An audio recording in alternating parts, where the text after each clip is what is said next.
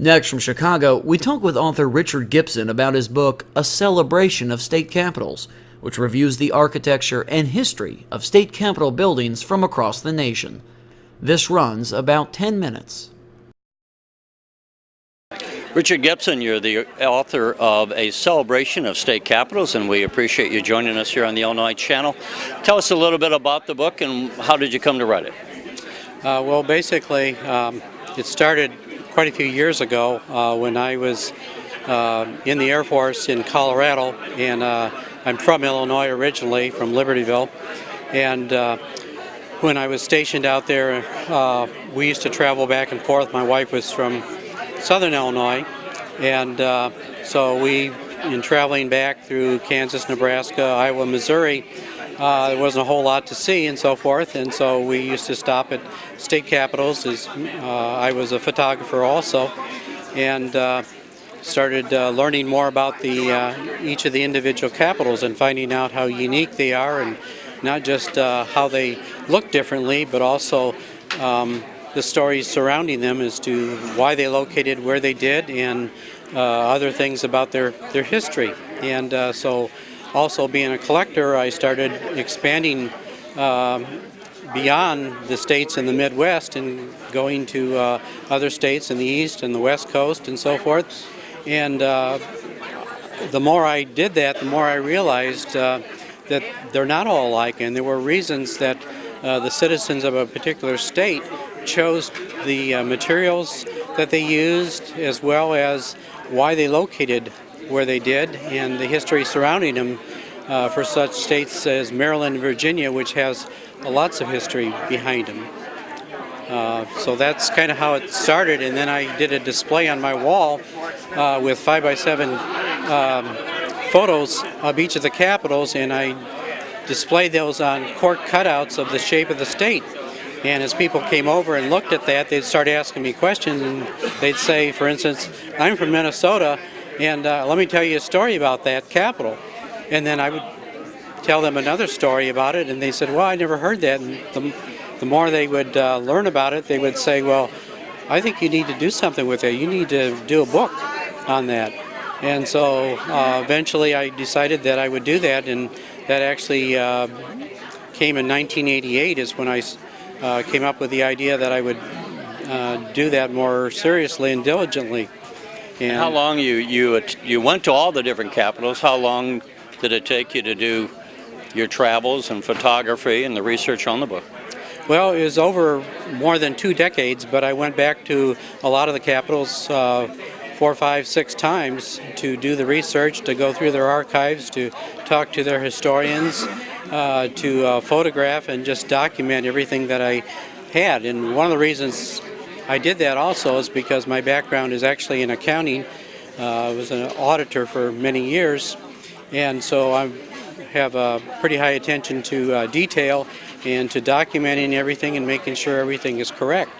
And that's one of the reasons that I, in doing the history and writing those, I collaborated with historians, curators, archivists from all 50 states, and each of those people, it's actually 70 of them, are acknowledged in the front of the book because those are the real experts with each of the states, and they know their history better than anybody else. I would think a lot of people have probably traveled to 1 or 2 state capitals and seen them over the years, but as people would read your book, or as you did the research, does anything stand out that some of the more interesting stories or things you learned about some of the capitals around the country?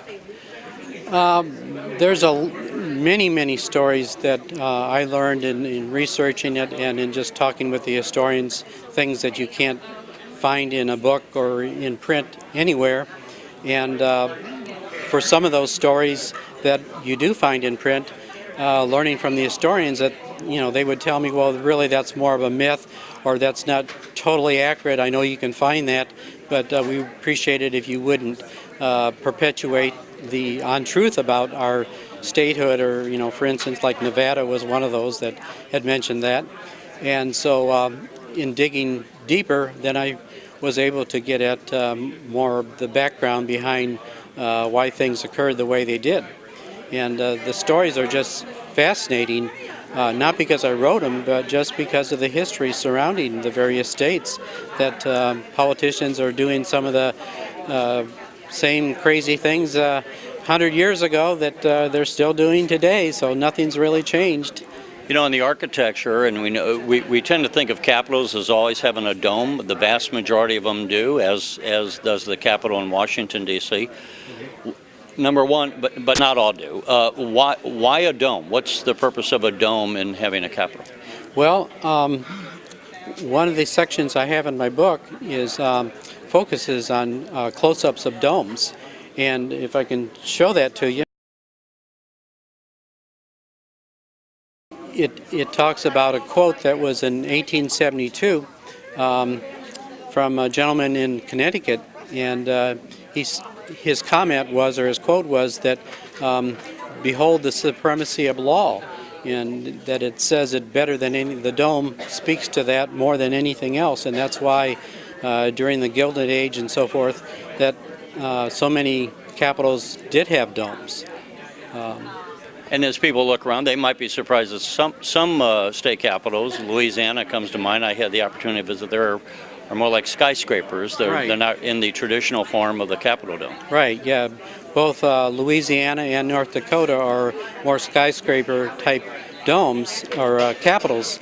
And the reason was for Huey Long was governor in around 1930 in Louisiana, and he wanted that Capitol built to almost mimic the Empire State Building, and but it was a very useful and functional type of building rather than just being a domed capitol. And one of the examples of that is too North Dakota. Their usable space is 80%, and that's more than any other capital. And whereas the capital next door to that, St. Paul, Minnesota, with a domed structure, is 28%. So North Dakota got a lot more bang for their buck, and that's so they can be proud of that. You know, people will probably know Huey Long was a governor, very controversial figure, was assassinated in the state capitol. That's correct. There. And are there, now that's a very famous story, are there any other similar tales, or were there any other murders in capitals besides Huey Long? That is the only one in which a governor was, in fact he was senator at the time, U.S. senator, but the only one which feature that occurred in. Now there is one capital, it's a former capital in Kentucky, in Frankfort, and I actually have a postcard that's dated 1905, and the person who sent the postcard to someone else said, put an X on the postcard and said, this is the spot where Governor so-and-so was assassinated. So that was not in the Capitol, but it did occur previously. And so, you know, that's one of the things I do feature in my book is old postcards and vintage photos. And some of those really have a lot of history behind them, as they tell stories that otherwise we wouldn't know because they're just between friends usually. When you wrote this book, did you imagine that there was any age? Who were your readers that you were imagining? Who would pick this up when you were creating this book? Well, I was writing it somewhat to elementary school students who generally study states or state capitals in like 4th through 6th grade, and some states have gotten away from that, but that's one target. But then people who just love history really appreciate reading the stories. I can't tell you how many people that I've been doing a presentation for, and then they would tell me certain things about their capital, and they would start reading through my book and says, I thought I knew everything about our capital. I can't believe this, you know, and then they'd want to get a copy of the book. So, yeah, it does kind of, you know, it's really interesting to see the stories behind them. Richard Gibson, we appreciate you sharing your thoughts. Okay, well, thank you very much. You're watching the Illinois Channel, an independent nonprofit corporation formed to provide gavel-to-gavel coverage of Illinois state government and other public affairs events taking place across Illinois.